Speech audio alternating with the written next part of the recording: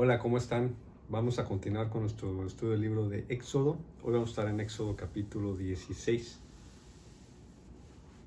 Y el contexto, recordando un poquito en donde nos quedamos la vez pasada, veíamos que los israelitas acababan de cruzar el Mar Rojo mediante un milagro espectacular por parte de Dios, donde parte las aguas del Mar Rojo y cruza Israel, poniéndolos a salvo del ejército egipcio.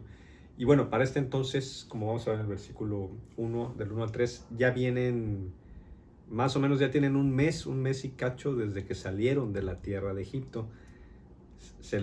Aparentemente se les empiezan a agotar las provisiones y pues las cosas se empiezan a poner tensas. Vamos al versículo 1.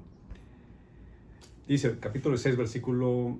Lo voy a parafrasear nuevamente, vamos al versículo 3. Dice que llegaron al día 15 del segundo mes, un mes después de salir de Egipto, y ahí toda la comunidad de Israel, o sea, toda la multitud, se quejó de Moisés y Aarón, Moisés y su hermano Aarón, los líderes del pueblo. Si tan solo el Señor nos hubiera matado en Egipto, protestaban. Allá nos sentábamos junto a las ollas llenas de carne y comíamos todo el pan que se nos antojaba. Pero ahora tú nos has traído a este desierto para matarnos de hambre. Bueno, pues muy humana la reacción, ¿no? Para nada justificable y por supuesto que en una alarde de rebelión contra Dios como lo hacemos los seres humanos. Pero bueno, ¿qué sucede cuando los seres humanos nos empezamos a sentir que las cuestiones se salen de nuestro control? Es decir, que perdemos nuestra línea de seguridad y confort, pues empezamos a tensarnos, ¿no? Y al ver que las cosas que nos dan seguridad se nos van de las manos, nos ponemos impacientes, ¿no? Nos ponemos impacientes. E incluso aquí como cristiano, ¿no? Incluso después de haber, si tú llevas años, por ejemplo, caminando con Jesús, si ya lo conociste y has caminado con Él, incluso te puede pasar que empieces a ponerte tenso y a impacientarse y a ponerte nervioso de si Él va a responder, si Él va a proveer en el momento en que lo necesitas, ¿no? Porque no tienes el control de las situaciones, ¿no? Y esto nos pone tensos y nos lleva en muchas ocasiones a explotar en rebelión contra Dios, como están haciendo aquí el pueblo de Israel, ¿no? Fíjate que se quejan, ¿no? Se empiezan a quejar, empiezan a murmurar y a quejarse. Y otra cosa que hacemos muchos, y te va a pasar, ¿no? Si tú has conocido a Jesús y has caminado con Él, te va a pasar que va a llegar momentos en donde quizás idealices tu situación antes de conocer a Jesús y de caminar con Él, ¿no? Te va a llegar un momento de, no, es que yo antes de venir, como decimos, ¿no? Antes de venir al Señor, antes de conocer a Jesús, me iba mejor en este aspecto. Oye, ¿te acuerdas o me acuerdo de esas fiestas, esas que agarrábamos y todo, padrísimo, divertido? Pero te enfocas en ciertas partes, ¿no? De esa historia antes de conocer a Jesús y las idealizas, ¿no? Como si fuera todo perfecto, como si todo fuera así, todo fuera padrísimo. Pero ya no te acuerdas, ¿verdad? Que agarraban a tus hijos recién nacidos y los echaban al río Nilo. No te acuerdas de los latigazos. Dudo mucho que siendo esclavos tuvieran ollas repletas de carne, ¿verdad? Lo dudo mucho y todo el pan que quisieran, pero idealizamos la situación, también lo tenemos a hacer. Y fíjate también qué poca estima por la libertad, ¿no? Porque sí, qué padre, Egipto, padrísimo, esas fiestas, esas comidas, esas noches, pero eras un esclavo. O sea, ya no te acuerdas que eras un esclavo, ¿no? Igual que nos pasa a los cristianos, ¿no? Eras un esclavo, vivías esclavizado, ese vicio, adicto a esta situación, temas tremendos de carácter, problemas en tu matrimonio. No te acuerdas que estabas esclavizado, ¿verdad? Eso sí, no te lo recuerdas, ¿no? Porque también a veces los seres humanos, no a veces, yo aquí concuerdo con muchos expertos que analizan el tema, le tenemos miedo a la libertad. Los seres humanos le tenemos miedo a la libertad. Dios te libera, Dios, cuando vienes a Jesús, te da una cantidad enorme de libertad, ¿no? Te libera de muchas cargas, muchos lastres que traías, te empieza a mostrar nuevas maneras de vivir mucho mejores y a veces eso da miedo, porque los seres humanos somos criaturas que nos movemos nos gusta desarrollar una zona de confort, ¿no? Y a veces desarrollamos zonas de confort, incluso en la esclavitud, ¿no?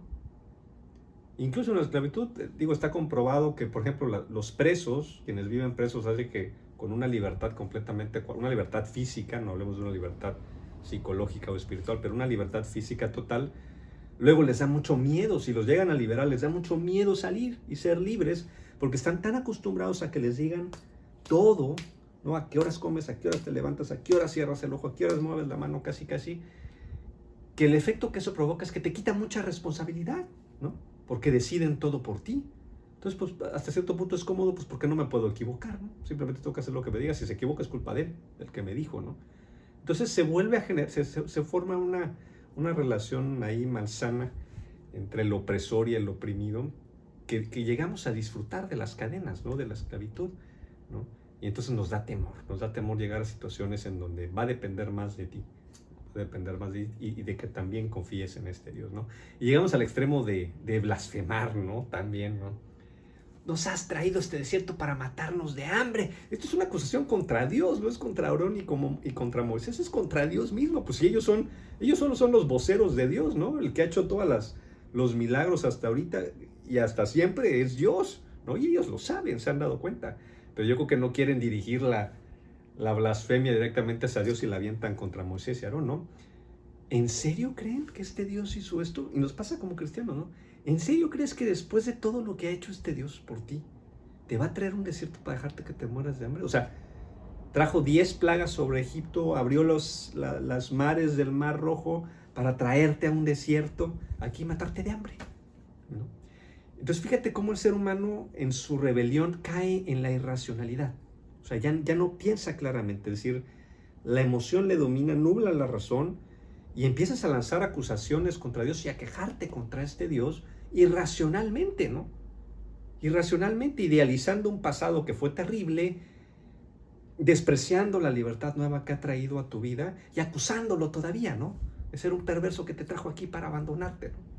Después de todo, cuando tú caminas con Dios y cuando caminas años con Él y experimentas su abrazo, y experimentas cuando te habla y cómo te llama por tu nombre y cómo te libra de situaciones, cómo te enseña todas las maravillas que vienen con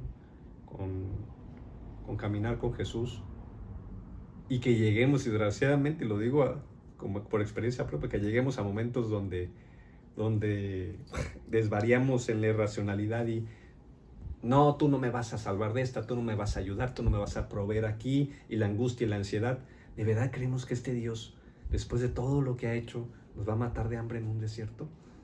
Pero es parte, desgraciadamente, de la naturaleza caída humana, ¿no? Es algo que Dios va puliendo y va trabajando poco a poco por nosotros, ¿no? Así que no seamos tan duros con Israel porque somos muy similares.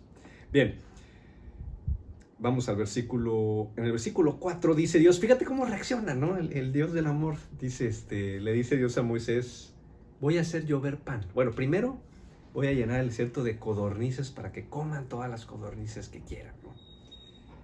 Y después voy a hacer llover pan para que coman todo el pan que quieran, ¿no? Muy diferente a como yo hubiera reaccionado, ¿no? Regresen sequitos si quieren, ¿no? Y crucen nadando el Mar Rojo si les gusta, ¿no? Bola de ingratos. Pero pues el Dios del amor no es así. Y él dice eso, voy a darles toda la carne que quieran, les voy a dar un pan buenísimo, ¿no? Y vemos aquí en el versículo 4, como versículo 14, el famoso maná. ¿Han escuchado del maná? Dice aquí Moisés que al día siguiente la gente sale del campamento y ve que hay un rocío en el piso. Y cuando se evapora el rocío queda como una escarchita, ¿no? Me lo imagino como nieve, dice una sustancia hojaldrada, como un hojaldre, como escarcha. Y que se quedaron así, ¿qué es esto, no? Y se preguntaban unos a otros, ¿qué es esto, no? Porque no tenían idea de lo que era. Y la palabra, aquí medio chusco, porque la palabra maná en hebreo significa, ¿qué es eso? No se les ocurrió un mejor término para llamarlo, ¿no? Seguro llegaron con Moisés y Moisés, ¿qué es eso? Y Moisés, ¿qué es eso? Sí, ¿qué es eso, Moisés? ¿Qué es eso? Y se quedaron ahí en la discusión un buen rato. Bueno, maná significa eso, ¿no? Una sustancia milagrosa que que Dios hace caer del cielo y que ya al secarse la hacían una especie de pan, ¿no? Una especie de pan. Bueno, aquí está la gran lección del pasaje, ¿no? Esto es una metáfora, es decir, fue real, ¿no? Si nos atenemos a lo que dice la Biblia, Dios hizo llover esta sustancia durante 40 años para alimentar los 40 años que estuvieron esta bola de necios en el desierto y les dio maná de comer, ¿no? Eso pasó, si creemos lo que dice la Biblia, ¿no? Y hay muchas razones para creerlo. Pero también es una metáfora, no porque yo lo diga, sino porque la misma Biblia nos dice, ¿no? En Deuteronomio capítulo 18, que es un libro, el quinto libro de la Biblia que también escribe Moisés, él, hablando del maná y de esta situación, dice, e hizo caer del cielo maná, te alimentó con esta sustancia para que supieras, para que entendieras que no solo de pan vive el hombre, sino de cada palabra que sale de la boca de Dios. Es decir, en la Escritura se equipara al maná es una metáfora el maná de la palabra de Dios, es algo que cae del cielo, ¿sí?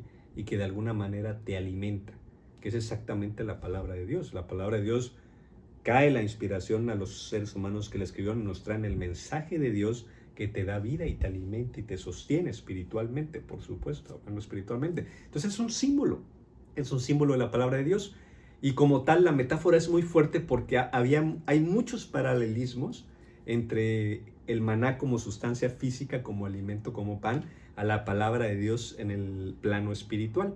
Por ejemplo, en el versículo, bueno, más adelante se dice que era un alimento espectacular, era fabuloso.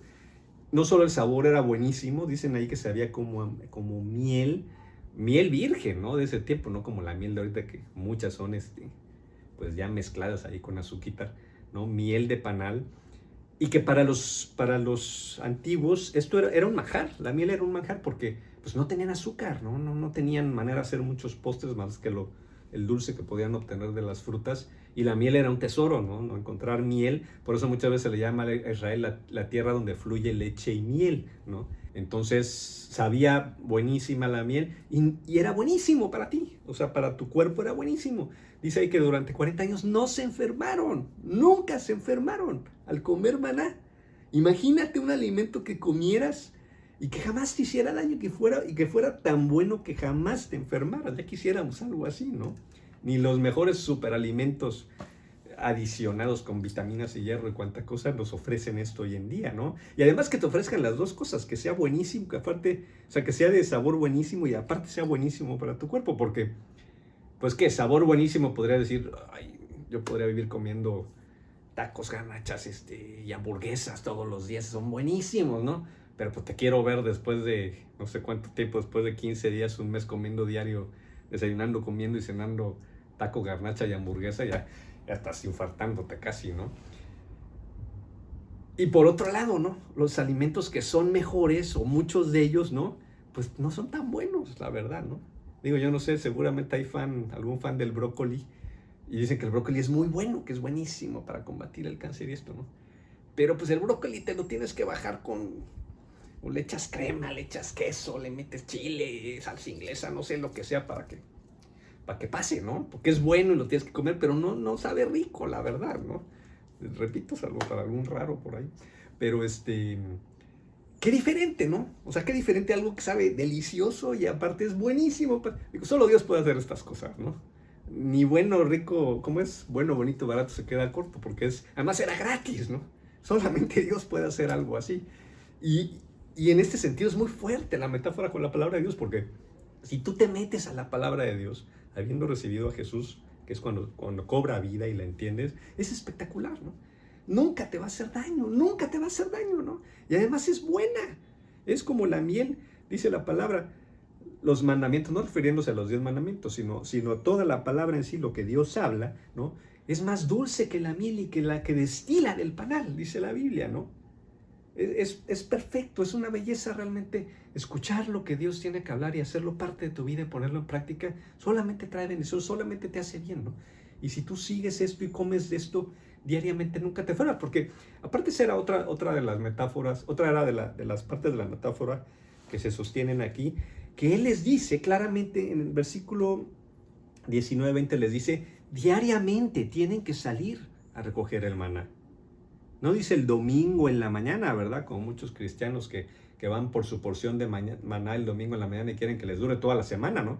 Pues sería un absurdo que tú digas, me voy a retacar el domingo de comida y ya con eso tengo toda la semana. Pues no, aunque te retaques, al otro día tienes que comer. Tu cuerpo te lo va a exigir, ¿no? Igual que tu espíritu.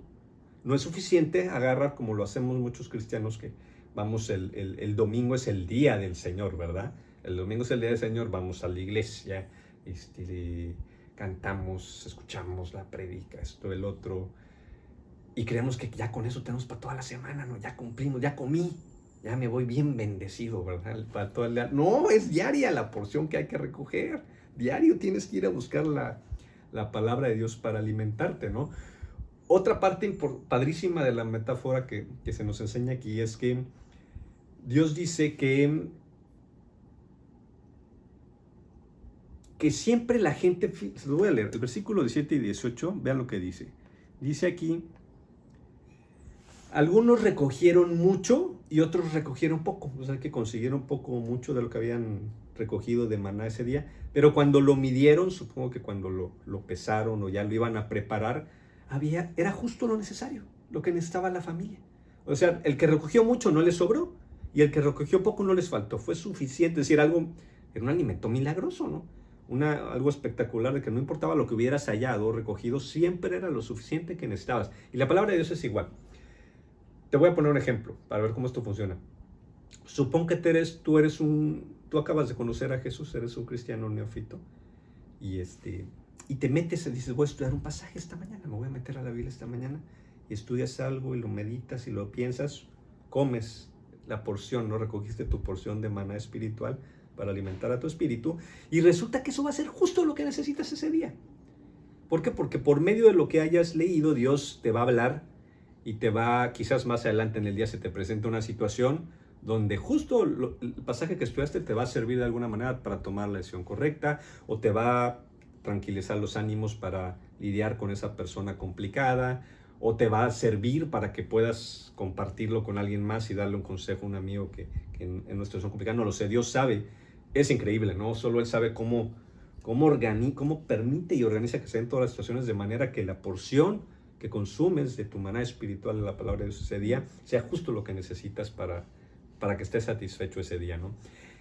Y por el otro lado, supón que tienes a un teólogo, y un teólogo auténtico, ¿no? Porque hoy en día el 90% de los teólogos son ateos, pero un teólogo realmente, alguien que tiene don de conocimiento, que se echa un clavado en la palabra de 1000 metros y saca 1000 cosas y lo comprende y comprende cosas muy, muy profundas. Tal vez toma su porción ese día, tal vez recogió mucho, ¿no? Dios le revela cosas muy profundas, ¿no?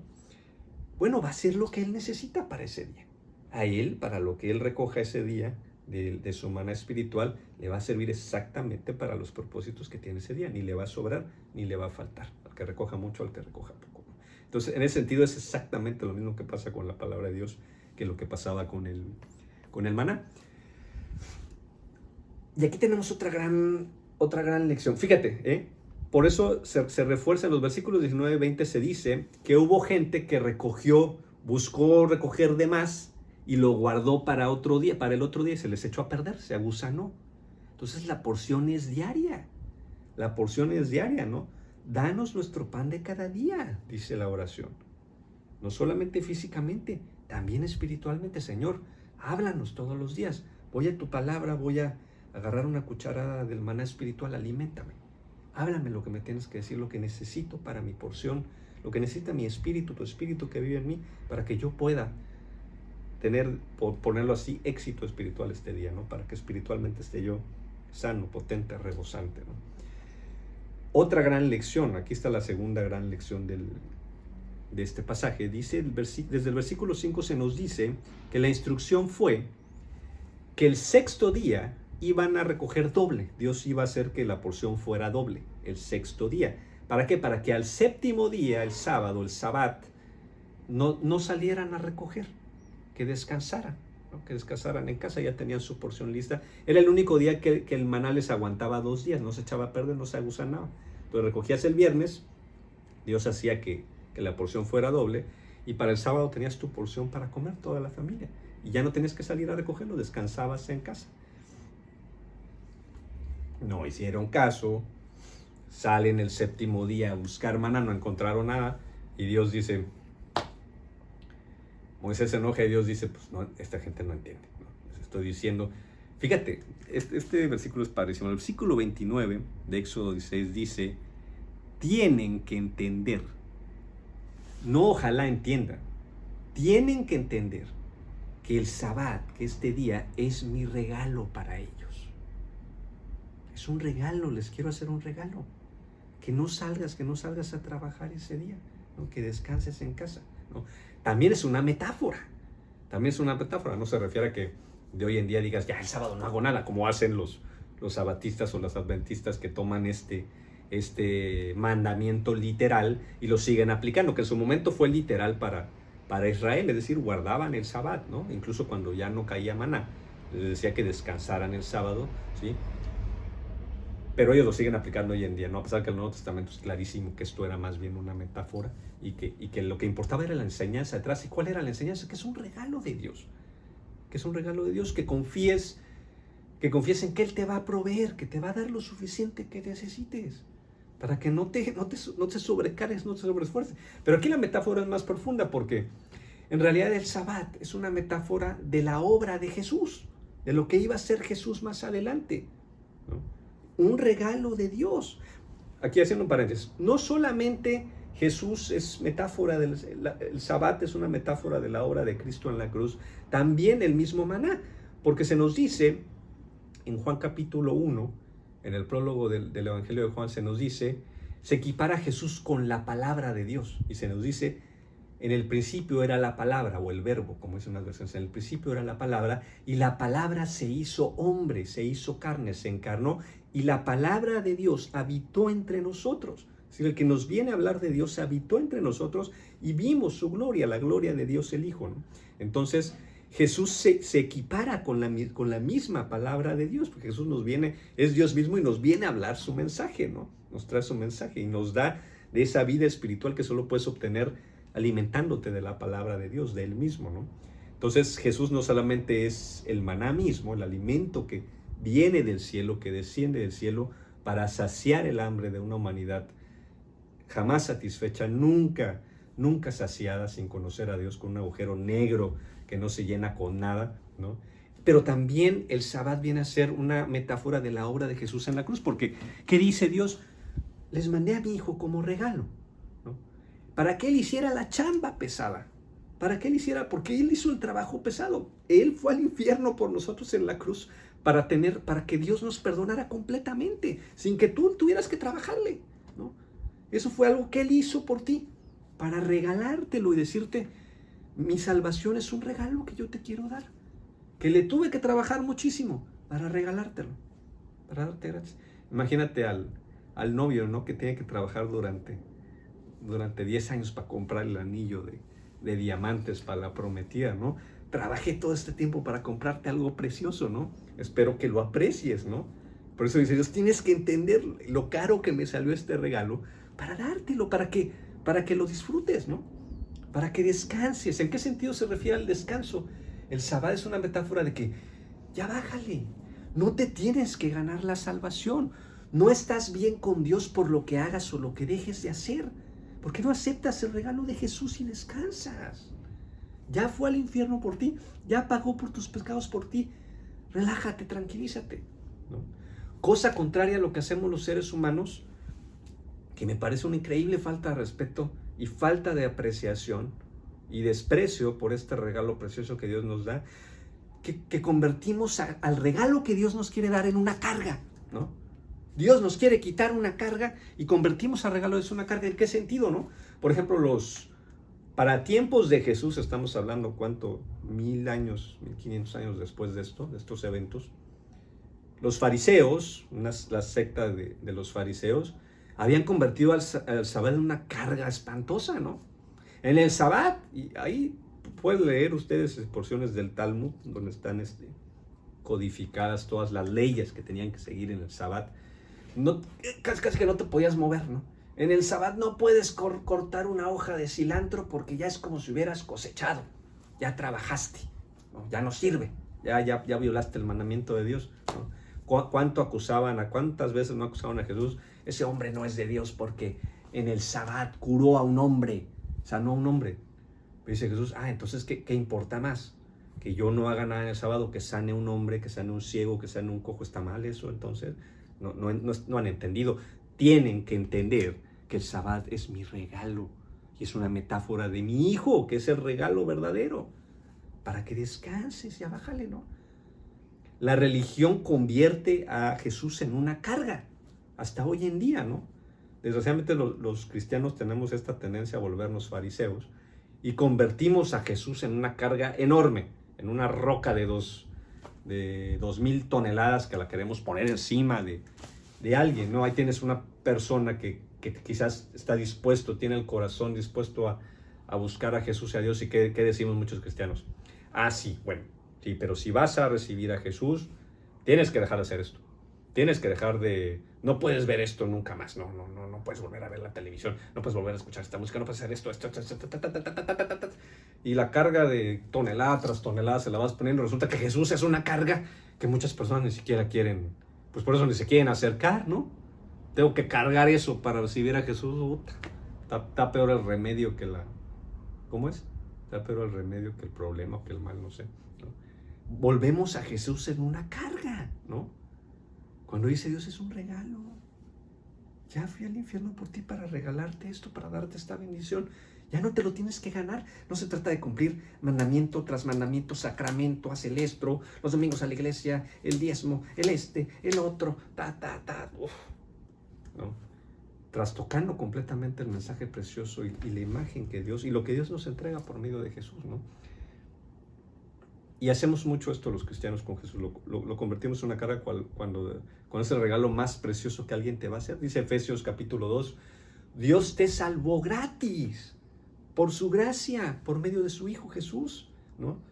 La salvación no es un premio por las buenas cosas que hagas, por la carga, las cargas que levantes, ¿no? Para que nadie se jacte de ser salvo, es un regalo, ¿no? Es un regalo de Dios. Ojo, no estoy diciendo aquí, no vayan a malinterpretar, ¿no? No estoy diciendo aquí que si, por ejemplo, vienes a Jesús, tienes un problema de alcoholismo, Dios no te va a decir, no, quítate tu alcoholismo antes de mí, no, así te acepto, ¿no? Y te va a ayudar, claro que te va a ayudar a que dejes eso, ¿no? Te va a ayudar a que dejes eso. Y te va a sanar y te va a dar la fuerza para que disfrutes una nueva manera de vivir, para que dejes esa esclavitud y vengas a nueva vida, ¿no? Y disfrutes del regalo que te quiere dar, ¿no? Claro que Él te va a quitar y va a trabajar contigo para quitarte cosas en tu vida que te hacen daño, pero nunca bajo la amenaza del miedo, que es lo que hacemos y enseñamos muchas veces los cristianos, ¿no? Es que si tú haces esto, ahí está Dios, luego, ¡pah! La vara, ¿no? ¡Pah! Y el infierno, ¿no? Y si tienes suerte te arrepientes otra vez para que otra vez te den tu boleto a la salvación y no lo pierdas, ¿no? Y vivimos con temor todo el tiempo, ¿no? Y andamos como los fariseos, caminando, muchos cristianos así como que no te quieres ni mover porque no sabes dónde va a llegar el riflazo, ¿no? Qué terrible vivir la vida cristiana de esta manera, en lugar de disfrutar del regalo que Dios te da. Repito, Él va a trabajar cosas contigo, ¿no? Vuelvo a repetir, si tú eres alcohólico te va a decir, mira, tal vez ahorita ni siquiera conviene que vayas a fiestas. Nunca te va a amenazar, no te va a decir, hey, si vuelves a tomar una gota de alcohol te vas al infierno, ¿no? Pierdes, ¿no? Ya ni me vuelves a buscar, ¿no? A menos que te arrepientas 1000 veces y te arrastres y bueno, entonces te tomo de vuelta y otra vez bajo prueba, ¿eh? Eso no es un regalo. Eso suena más a una maldición que un regalo, ¿no? Dios te va a ayudar. Pero qué diferente es cuando estamos seguros de su amor. Así como el niño chiquito necesita estar seguro del amor de sus papás. Cuando estás seguro de su amor, tú quieres empezar a cambiar por gratitud a Él, ¿no? Porque te das cuenta que esa vida que antes llevabas ya no va contigo, ¿no? Que no lo necesitas tampoco, que hay una mejor vida a la que Él te quiere llamar, y Él siempre te lo va a pedir gentilmente. Yo recuerdo cuando recibí a Jesús, hace más de 10 años, durante algunos meses después de que lo conocí, traía un temita, traía un problema, un hábito ahí bastante malo, bastante perverso. Y Él lo permitió, durante 4 meses más o menos Él permitió esto, hasta que llegó el punto que me dijo, Ramón, deja esto, no lo necesitas, no te hace bien, déjalo, confía en mí. Fue tan directo y fue tan amable y en amor como me lo dijo que yo dije, sí, ok, Señor, si tú me lo dices, yo creo que va a ser bueno para mí. Me has demostrado, me has llenado el corazón, de hecho casi lo hago más por hábito que porque lo disfrute, y dejé eso, ¿no? Con ciertos problemas y dificultades, pero Él me dio la fuerza para dejar, pero sobre todo movido por su amor, por su deseo de ser más como Él, por agradecimiento a lo que hizo en mi vida, al hueco que llenó en mi vida, no por miedo, no por hazlo porque si no dejas de ser mi hijo. No, ¿qué padre hace eso con un hijo al que ama? ¿Será que hay algún buen padre que dice, hey, si vuelves a hacer eso, deja de ser mi hijo, te vas a la calle? Dios no hace eso. No convirtamos, esto va sobre todo para los cristianos, no convirtamos al regalo de Dios, al regalo precioso de Dios en una carga para otros. No pongamos estas cargas sobre otros que Él jamás enseñó, que Él jamás quiso que fuera. Tienen que entender que este es mi regalo para ustedes. Aprécienlo, agradezcanlo. Y Él te va a transformar por gratitud, no por temor. Vamos a dejarla hasta ahí. Seguimos con este tema más adelante. Hay otras enseñanzas detrás de este pasaje. Dios los bendiga. Que tengan una feliz semana. Hasta luego.